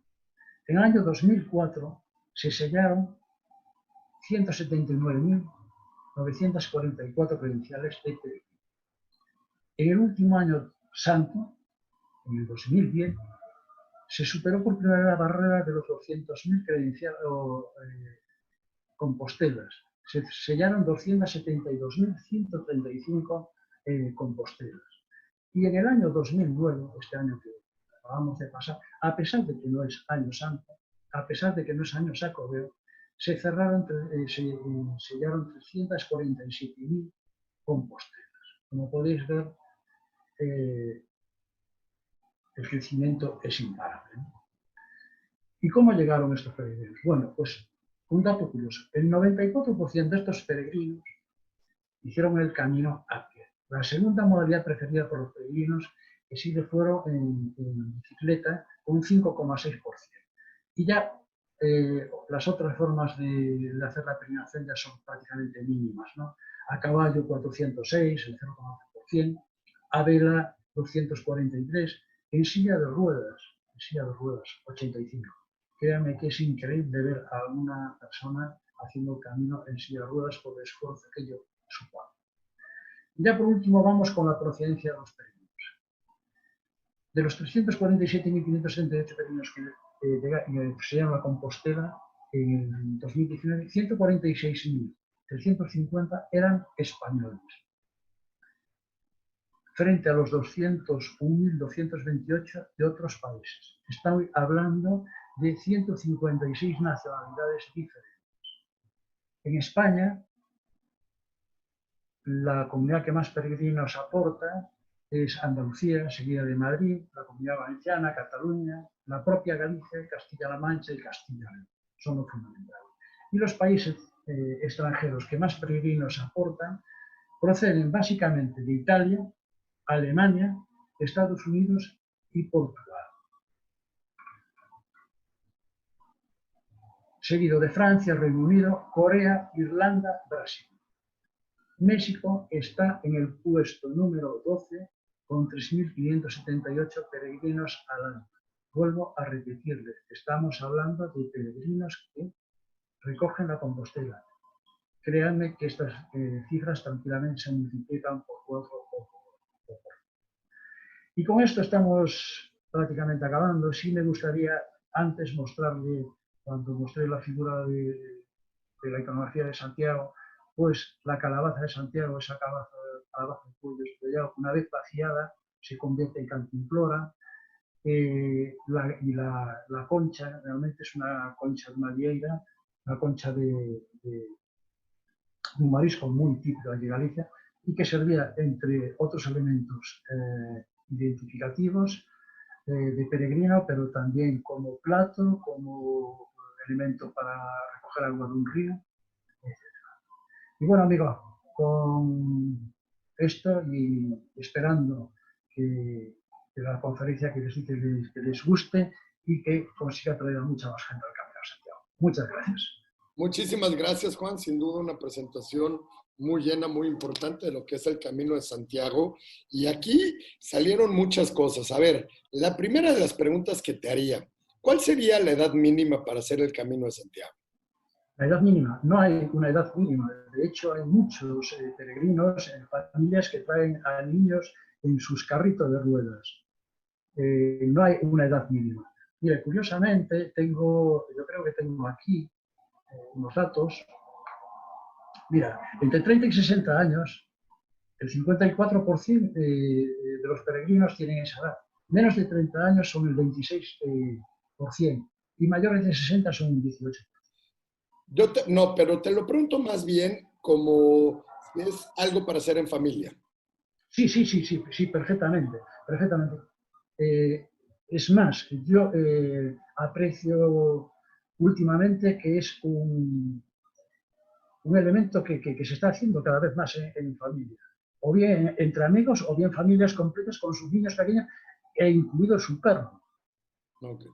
Oye, a ver, quiero hacer un paréntesis. Le quiero mandar un beso muy grande a mi amiga Begoña Fernández, que fue la persona que de la Oficina de Turismo de España, que me puso en contacto contigo, Juan. Begoña, un beso. Muchas gracias por apoyarnos en esta iniciativa y sin duda en ponernos en contacto con Juan. Y bueno, voy a querer seguir. Obviamente el volado al Botafumeiro fue increíble. ¿Cuál es? A ver, para que te den y sea válido, son 100 kilómetros lo que tienes que caminar, ¿es correcto? Ojo, los 100 últimos. Los 100 últimos kilómetros. No te vale que hagas los 100 primeros kilómetros, no, siempre tienen que ser los 100 últimos kilómetros. Los 100 últimos para llegar y que te den la carretera, correcto. Ese es uno de los motivos que, si te fijas en las estadísticas de dónde salen los peregrinos, básicamente en el Camino Francés, el 90% de los peregrinos salen de Sarria. ¿Por qué? Porque justo ahí está el límite de los 100 kilómetros. Ok, correcto. ¿Dónde? A ver, ¿cuál es la más? Hoy, Juan, yo la quiero hacer. ¿Cuál me recomendarías hacer? ¿Cómo? Y pensando que sean los 100 kilómetros. No me pongas a caminar un poquito más. Nada más los 100 kilómetros. ¿Cuál sería el día para hacerlo? Y el día a día un poquito para que nos platiques. Vamos a ver, lo ideal, yo te diría ahora mismo el Camino Francés es el camino más conocido y es un camino que está bastante saturado de peregrinos, ¿no? Sobre todo si lo hace en algunas épocas del año, desde abril a septiembre, es un camino que está muy saturado de peregrinos. Pero a mí particularmente un camino que me gusta mucho es el camino primitivo, el camino norte. Y te digo por qué, porque es un camino que todavía no está saturado, conserva ese carácter de la Galicia interior, de la Galicia que todavía no está cambiada por el turismo masivo. Es un camino realmente muy bonito y que te vas a encontrar con un contenido monumental tremendo. Oye, ¿el camino norte desde dónde empezaría? El camino norte empezaría desde Ribadeo, continuaría por Mondoñedo, Villalba, Sobrado de los Montes. Pero Ribadeo, desde Ribadeo serían los 100 kilómetros. Desde Ribadeo sería un poquito más. ¿Tú quieres justo los 100 kilómetros? No, 100 kilómetros. A ver. Pues entonces tendrías que salir de Mondoñedo. ¿De dónde? De Mondoñedo. Es 2 etapas, digamos que te ahorras 2 etapas. Ok.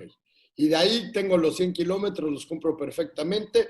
Y tenemos también el hospedaje, la asistencia y todo lo que debe hacer como cualquier camino, ¿correcto? Bueno, si te fijas, yo como representante institucional no puedo aportar datos de establecimientos privados, pero sí solamente de nuestros establecimientos públicos, de los albergues que te mostré, que tenemos 70 y 3.000 plazas hoteleras, pero en todas estas localidades donde hay albergues hay establecimientos, muchos de ellos de alto nivel. Te estoy hablando de paradores de turismo o te estoy hablando de hoteles de 4 y 5 estrellas, al margen de albergues turísticos o pensiones. Hay muchísimo alojamiento. Oye, a ver, sin duda, este año estamos viviendo cosas importantes y todo eso, pero ¿cuál es la mejor época para ir a hacer el camino? Vamos a ver, yo te recomendaría, el camino de Galicia tiene un clima muy benigno, pero sobre todo, más que por clima, por afluencia, yo recomendaría hacer el camino entre los meses de abril a octubre.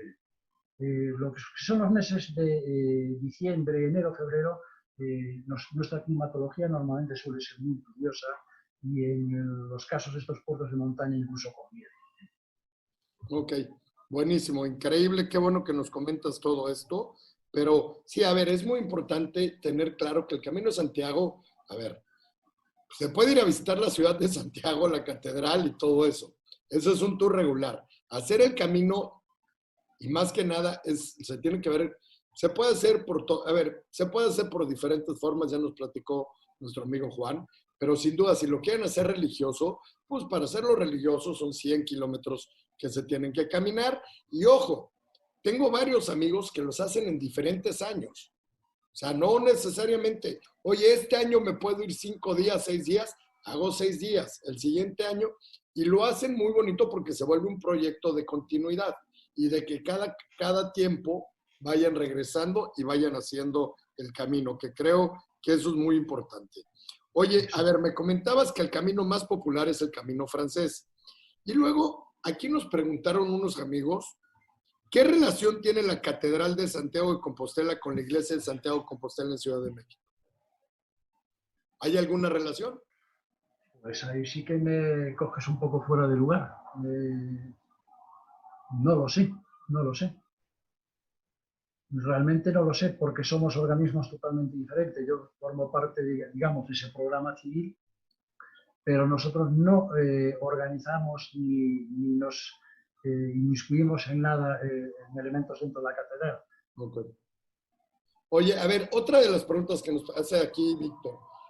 A ver, el tema del sello no te tienes que quedar en el albergue oficial ni nada. El sello te lo dan si tú estás haciendo el camino, ¿no? Exacto. O sea, son espacios completamente independientes a todo esto y te sirve perfectamente para que te sellen y puedas hacer el sello y sin ningún problema. A ver, ya comentabas lo de las vieiras, lo que significan las conchas. Las conchas son como vieiras, no sé, aquí también en México las hay. Son tipo callos que vienen y son buenísimas, muy ricas, y las preparan en muchísimos lugares. Esas conchas con estos callos son las que te sirven y es la que denotan y lo que enseñan en todo como Camino de Santiago, ¿no? Es un símbolo del camino que nace de una leyenda. Nace de una leyenda de un joven que se iba a casar y en una barca, esta barca se hunde. Como es lo de la barca en el Camino de Santiago es muy recurrente, ¿no? Bueno, pues esta barca se hunde, el joven va montado en su caballo en ella para pasar un río y de repente emerge de las aguas cubierto totalmente de vieiras. De ahí nace, se le atribuyó al apóstol este milagro y de ahí, a partir de ahí se empezó a usar la vieira como distintivo del peregrino. Aunque, repito, básicamente también lo que tiene es otros usos. Tú vas haciendo el peregrino, imagínate en la Edad Media, lo que necesitas es muy poco equipaje. La vieira es algo que te sirve para recoger agua de un río. Es algo que te sirve para identificarte, es algo que te sirve como plato. Estamos hablando de un elemento de múltiples utilidades. Correcto. Oye, a ver, aquí nos comentan de que seguramente han tenido algún problema con algún lugar donde se han quedado, en donde se hospedan y todo eso. Hay de todos niveles, hay hostales, hay paradores, hay muchas opciones. Yo aquí, pues lamentablemente aquí veo que les fue mal, pero hay muchas opciones y las opciones, pues bueno, obviamente según lo que quiera pagar el viajero, se coordina. Pero oye, a ver, platícame una cosa, Juan. ¿Cómo le hacemos con las bicicletas? ¿Las bicicletas se pueden rentar en lugar y todo? ¿O cómo se hace? O sea, tienen que llevar. Platícame un poco de eso. En el Camino a Santiago, si en cualquier buscador te puedes encontrar que se alquilan bicicletas prácticamente en todos los sitios. Pero no solo bicicletas, sino incluso se organizan los tours con los propios caballos. Puedes venir, te llevan el caballo, se encargan de la manutención, se encargan del alojamiento del caballo. Repito, son empresas privadas, pero sí disponen de los servicios. Y bicicletas muchísimo, muchísimo. Desde traer tu propia bicicleta, oficinas nacionales como la de Correos tienen un servicio disponible para el transporte de bicicletas. Renfe, la red ferrocarril de nacionales españoles, también tiene un servicio para el transporte de bicicletas. Quiero decir, hay múltiples facilidades. Ok. Sí, a ver, para México es más complicado llevarnos una bicicleta, entonces sí es más importante tenerlos allá y tener las opciones de las bicicletas, de los caballos y todo eso. Sin duda, a ver, hacer el Camino de Santiago, pensemos que es un pasajero un poquito más experimentado o que va a Europa más experimentado, lo quiero decir, o un pasajero claramente muy, muy religioso, ¿no? O sea, es un camino que lo hace la mayoría de la gente que yo siempre he conocido que van, es un viaje que hacen religioso del asunto, ¿no? Mira, Yo últimamente me estoy encontrando de todo. Me estoy encontrando a gente que empieza el camino no con un sentimiento religioso, pero curiosamente luego la mayor parte de ellos te comentan que sufren una transformación durante el camino. Es curiosísimo, ¿no? Gente que no cree y al llegar a la plaza del Obradoiro, extenuados en muchos casos por el esfuerzo, porque, bueno, el camino no hay que tener una preparación muy, muy especial, pero tampoco te puedes poner a hacer el camino si nunca has hecho un mínimo de kilómetros, ¿no? Entonces, sí, mucha gente me comenta esa transformación, ese viaje al interior de uno mismo. Es muy, muy curioso. Sí, a ver, definitivamente, a ver, yo digo que ahorita estamos en época de reflexión, ¿no? Y Sí, creo sí, que sí. el camino de Santiago también es una época de reflexión. Vas a caminar, vas a pensar, o sea, sí, no encontrarte en ti mismo, pero sí, como caminas tantos días seguidos y todo eso, son temas que te adentras mucho en tu ser y en tu pensamiento. Sin duda cambia y son de las cosas que toda la gente te platica que les cambió la vida o les abrió un Sí, sí. tema muy bonito de reflexión, que eso es increíble. Y hay un caso muy curioso. Te hablaba antes de que este año habían hecho el camino 156 nacionalidades. Es increíble como uno sabiendo idiomas puedes compartir ciertas vivencias, puedes compartir tu comida, tu bebida, tus lugares de descanso, tus lugares de reflexión, sin hablar el idioma de otra persona, pues el caso de un coreano o el caso de un japonés, ¿no? Estoy hablando, en este caso, de estas dos nacionalidades que abrumadoramente están prácticamente invadiéndonos el camino. Sí. Pero a ver, mira aquí, aquí me preguntan que cuántos kilómetros caminas por día. Normalmente los 100 kilómetros se planea hacer en 7 días, ¿es correcto, Juan? Es correcto. Y Es calculamos en una media de 15 kilómetros por día. Va a haber un día que vas a caminar un poquito más, un día que vas a caminar un poquito menos, pero más o menos es en ese, y sin duda, a ver, si es una experiencia, tienes que ir, o sea, no toda persona puede ir, sí tienes que tener algo de condición para caminar 15 kilómetros. Los zapatos son zapatos muy importantes los que tienes que llevar porque son Es importantísimo llevar unos zapatos que nosotros llamamos zapatos domados, ¿no? No puedes empezar el camino con unos zapatos nuevos. Estoy seguro que a los 2 días tienes ampollas. Sí, entonces tienen que ir con zapatos cómodos, que ya los tengan de uso, no vengan a estrenar zapatos porque eso va a afectar. Y sin duda, a ver, esto es lo importante del camino, ¿no? A ver, les voy a platicar lo del Kahoot. El Kahoot, como bien saben, venimos haciendo un juego desde hace mucho tiempo. Pueden entrar a la página www.kahoot.it. Les van a pedir un número de PIN. El número de PIN es el 528-6279. Recuerden que yo les voy a leer la pregunta. Abajo van a salir las respuestas en color, pero los que están contestando en su celular solo van a aparecer colores. Entre más rápido contesten, más rápido ganan. Y aquí, mi estimado Juan, cuando se pueda, nos va a mandar un kit de Santiago de Compostela, que se los vamos a hacer llegar. Como bien saben, todos los días les pido que nos escriban al WhatsApp de Petra, muy importante para tener contacto y tener toda esta información. Y si no es para más, vamos a empezar con el Kahoot para que vayamos dando un poquito de avance a esto.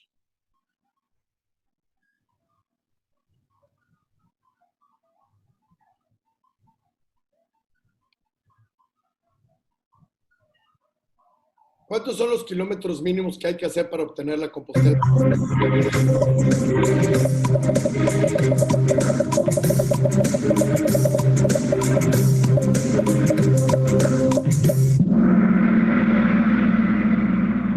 Kilómetros. A ver, vamos a la siguiente, a la tabla, cómo se movió. Ricardo Viajes y Klaus. La siguiente. ¿En qué año se descubrió por primera vez la tumba del apóstol?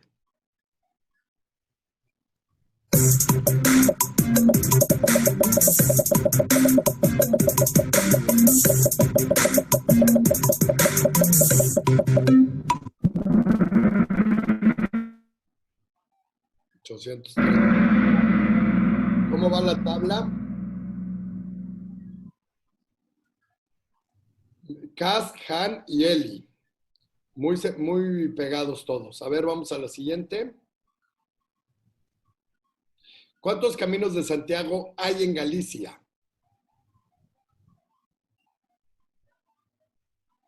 Solo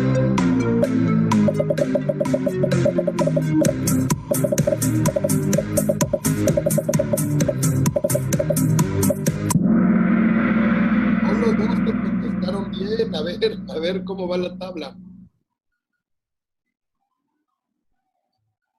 Eric, Carla y Irene. Muy bien. A ver, la siguiente. ¿Cuál de estos elementos es más utilizado para señalar el camino de Santiago?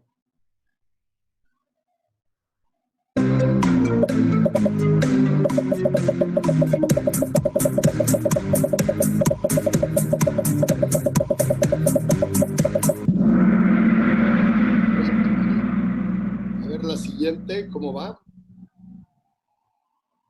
Carla, Ana Laura y Mega. Tú. Muy bien, la siguiente. ¿Qué es la vieira?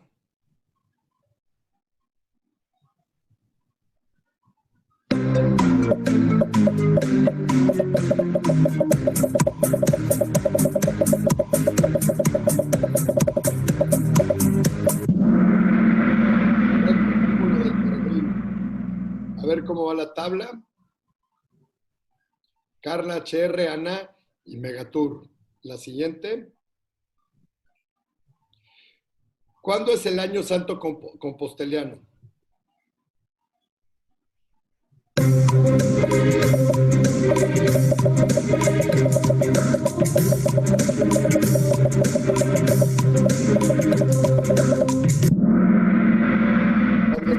1 de julio coincide con el domingo. Perfecto. A ver cómo va la tabla.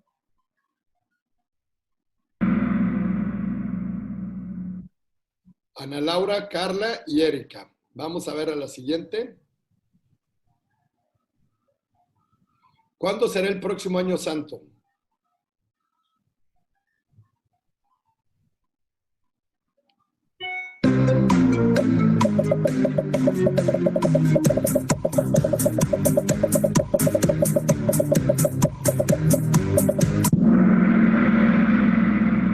...2021, el próximo año, que seguramente va a ser un año que vamos a tener que pedir mucho.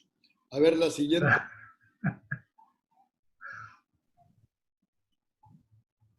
Y Ana Laura, viajes a bordo 6, viajes a bordo 2. Vamos a la última. ¿En qué año fue declarado Patrimonio de la Humanidad el camino?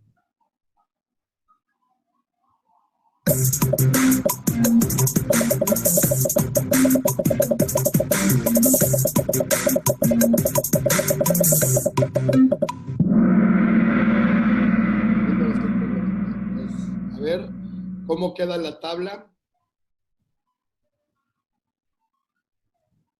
En tercer lugar, viajes a bordo C, viajes a bordo 2. Ana Laura, felicidades.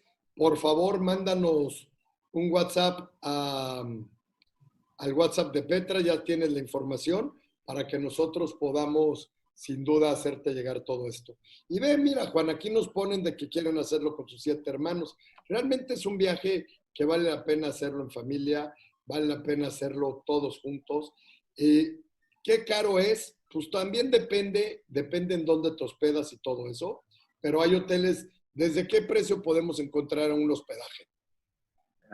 Si empezamos desde los albergues, que es un precio de 10 euros, el hospedaje normal en albergues privados anda sobre los 15 euros, un alojamiento de un hotel de 2, 3 estrellas anda sobre los 50 euros, y luego a partir de ahí nos podemos ir hasta los 200 y vamos a hoteles de 5 estrellas o pagadores, evidentemente. Depende también de la época del año, evidentemente. Sí, pero a ver, es para todos los mercados. Me preguntaban que la comida, sí, ¿cómo lo hacen?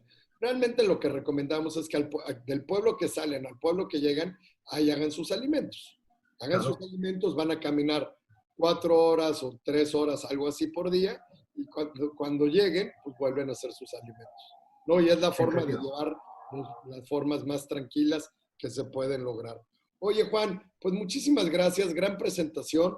El Camino de Santiago siempre nos llama mucho la atención a todos en México. Gracias a la Junta de Galicia, Gracias a ti por tu tiempo y obviamente gracias a la Oficina de Turismo de España y a Begoña Fernández por haber logrado todo esto, ¿no?